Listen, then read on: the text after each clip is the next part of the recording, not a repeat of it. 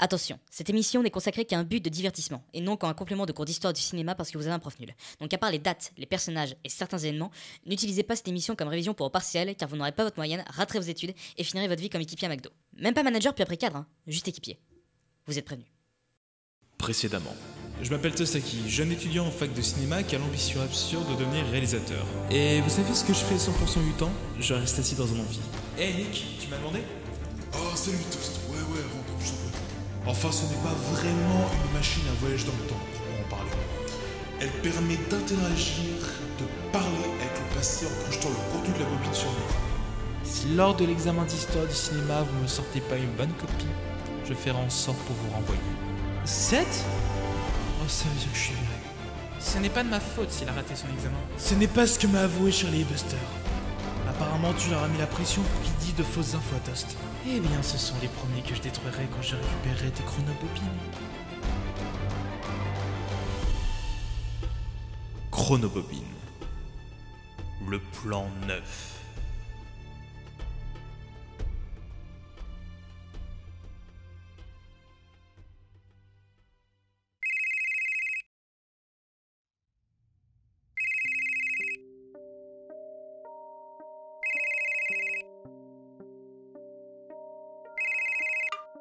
Allô?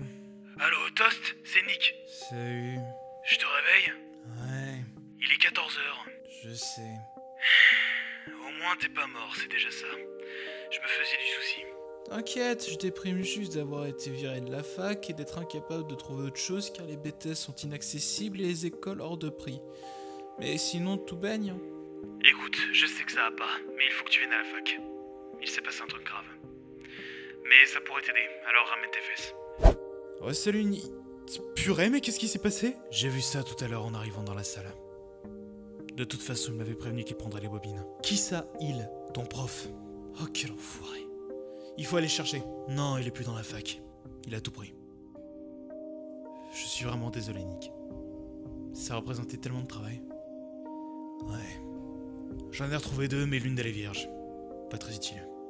Et donc, l'autre bobine, c'est qui? Ed Wood. Ed Wood? Tu déconnes.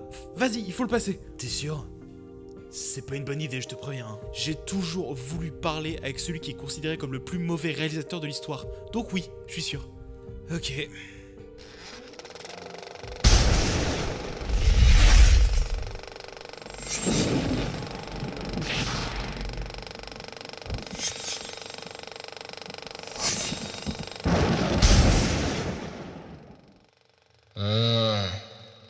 Qu'est-ce que c'est que ce boucan?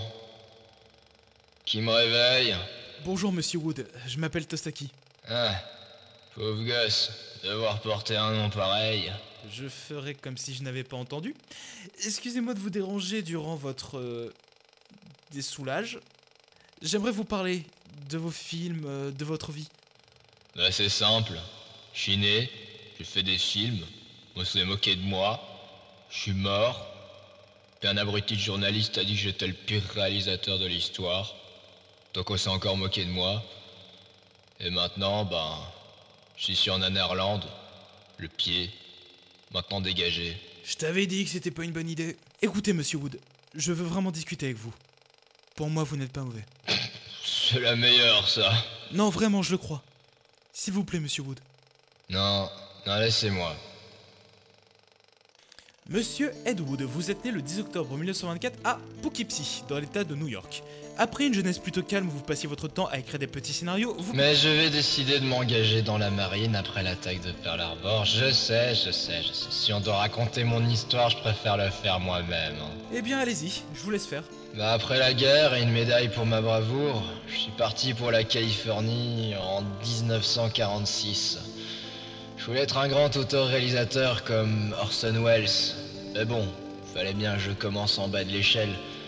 Alors, je servais le café sur les plateaux de tournage. Et à l'époque, vous étiez tellement motivé pour réussir que vous êtes allé voir tous les studios d'Hollywood pour financer vos projets. Et ça a fini par payer. J'ai rencontré Georgie Weiss, un petit producteur. Il m'a confié la réalisation d'un film sur un transsexuel, Glenn ou Glenda, en 1953. Et en plus, c'est un sujet qui vous touche particulièrement. Oui, bon, c'est de notoriété publique maintenant. J'ai même habillé en femme. Ma mère voulait une fille à la base et le fait que j'ai un pénis ne l'a pas empêché de m'habiller avec des robes. J'aime beaucoup l'angora d'ailleurs, si un jour vous voulez m'offrir des vêtements. C'est un sujet tellement important pour vous que vous allez le faire à la Orson Welles en réalisant et en jouant le personnage principal du film. Le budget était dérisoire, ouais. On tournait sans autorisation et le film au final, il a fait un four au box-office. À vrai dire, je m'en fiche, car à cette époque, j'ai rencontré Bela Lugosi. C'était votre idole? C'est mon idole. Il était magnifique en Dracula. Mais il ne tournait plus depuis quelques années et était addict à la morphine. Et il avait besoin d'argent, donc il a tourné pour vous. On est très vite devenus amis. Et on a tout le temps tourné ensemble jusqu'à sa mort. Après l'échec de Glenn ou Glenda, vous allez écrire pour une série western à la télévision qui va, malheureusement, s'arrêter au bout de 2 épisodes. Malgré tous ces échecs, je voulais lancer une trilogie de l'épouvante avec Lugosi comme acteur principal. Et pour avoir un peu de budget, j'avais organisé plusieurs soirées cocktails avec des financiers potentiels. Mais personne ne voulait mettre un centime sur le projet. Excepté un boucher. Pardon? Un boucher, oui. Il avait de l'argent et il était intéressé par mon film. Ses 2 seules exigences étaient que son fils joue le premier rôle alors qu'il n'était pas du tout acteur. Et aussi qu'il y ait une explosion à la fin. J'ai accepté les conditions et j'ai lancé le tournage de La fiancée du monstre en 1956. Juste pour me permettre, Ed, tu connaissais rien au langage cinématographique. On s'en fiche du langage cinématographique, j'avais tout le film dans ma tête, je savais à quoi il ressemblait, c'était ça le plus important. Peut-être, mais tu ne retournais jamais tes scènes, même si les acteurs se trompaient dans leur texte ou faisaient bouger les décors. Et bon, on peut aussi parler du coup de la pieuvre géante à la fin du film. Bella était super, faut le reconnaître. T'avais volé cette pieuvre géante mécanique dans un des studios et t'as quand même oublié le moteur pour la faire bouger. Donc oui, c'est vrai, il était super pour jouer le mec attaqué par une pieuvre inerte. Ouais, et mollo sur les vannes, Nick, hein. Je viens de me réveiller quand même. Donc, qu'est-ce qui s'est passé avec la fiancée du monstre? Comme les projets précédents, un flop. Mais je me laissais pas démonter et j'ai commencé la production du film Tomb of the Vampire. Bonne idée, c'est pas comme si tout le reste de ta carrière était un désastre. Mollo, j'ai dit. Et en même temps, t'as raison, Nick. La poisse me suivait toujours et s'était abattue sur mes amis. Bella meurt quelques jours après le début de la production. J'avais tourné que quelques plans avec lui, mais je voulais que ce film soit son film, qu'il en soit la vedette, même si c'était à titre posthume. Et vous étiez très persuasif car vous aviez réussi à engager 2 stars de l'époque, le voyant Chris Well, qui était célèbre pour ses prédictions à la télé, et la présentatrice de film d'horreur Vampira. Mais même avec ça, le film avait du mal à trouver des investisseurs. Les seuls qui voudront mettre de l'argent, c'est l'église baptiste. Vous pouvez répéter? Ah oui, cette histoire est absurde. En gros, si je réalisais un film sur l'un de leurs prêcheurs et que mon équipe était convertie à leur religion, ils finançaient Tomb of the Vampire. Vous aviez baptisé votre équipe? Plongé dans une piscine accompagné par les serments d'un prêtre. Amen. J'adore ce mec. Et donc le film Tomb of the Vampire va se faire? Ouais, mais il a été renommé Planheim from Outer Space. Il racontait l'histoire d'extraterrestres qui faisaient revenir les morts à la vie pour détruire l'humanité. Incohérence à l'appel avec des tombes en mousse qui se pètent la gueule, acteurs mauvais, effets spéciaux cheap, producteurs choqués par tes méthodes et par ton accoutrement féminin lors du tournage, et surtout un Bela Lugosi remplacé par un homme 20 cm plus grand qui cachait constamment son visage avec sa cape et qui était en réalité le médecin de ta femme. Mon chef-d'œuvre absolu. Et comme tous vos autres projets, Plan 9 fera un bide. Mais vous tenez toujours le coup pour tourner un nouveau film, La Nuit des Revenants, en 1959. Je tenais grâce à l'alcool. C'est cliché de dire ça, mais quand tu te bats pour tes films, que personne ne les voit, et qu'Hollywood te crache dessus, malgré tout mon optimisme, il fallait bien quelque chose pour m'aider. Et pour ce dernier film, c'était pire que tout, car c'était mes propres amis qui me finançaient. Plus aucun studio ne me faisait confiance, et le plus grave, c'est qu'à la fin du tournage, j'avais même plus assez d'argent pour faire développer la pellicule. Ed, je te ferai un câlin si t'étais pas dans une bobine. Qu'est-ce qui s'est passé après ce film? J'étais fini. Je faisais des films institutionnels, j'écrivais et tournais dans des pornos, et le peu d'argent que je gagnais, je le dépensais dans l'alcool. J'étais tellement bourré qu'à chaque fois, je signais mes scénars porno avec le pseudonyme Agdov Telmik. Et ça veut dire quoi? C'est un anagramme de vodka Gimlet, son cocktail préféré. Vodka, gin, citron.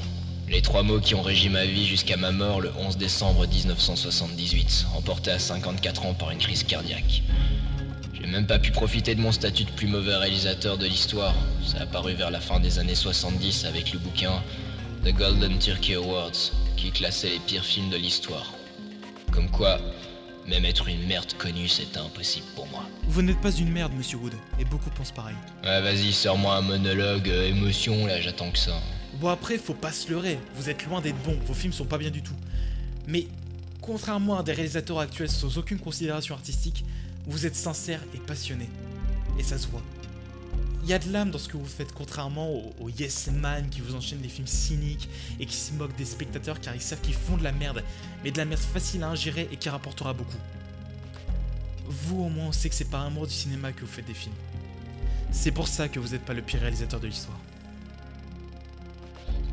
Toi t'es mon pote. Ça me fait plaisir, on va bien s'entendre lors de notre voyage. Quel voyage? Ah merde. Désolé Nick. C'était ça l'idée que je voulais te proposer, Toast. Bah ouais, ça peut être sympa, on irait où? Un peu partout. Mais bon, je te préviens, ce ne seront pas des vacances. Pourquoi ça? Qu'est-ce qu'on va faire? J'ai perdu beaucoup de travail avec le vol des bobines. Alors j'ai décidé de repartir pour essayer de les retrouver. Mais aussi pour en enregistrer des nouvelles. Sérieux? Et je t'aiderai? Bien sûr.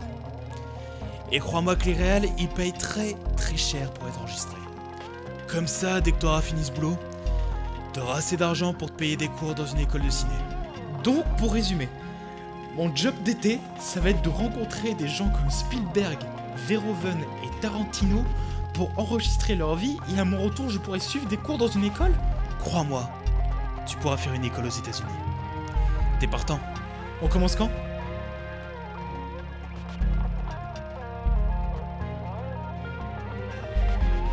Chronobobine. Rendez-vous dans 2 semaines, même radio, même heure.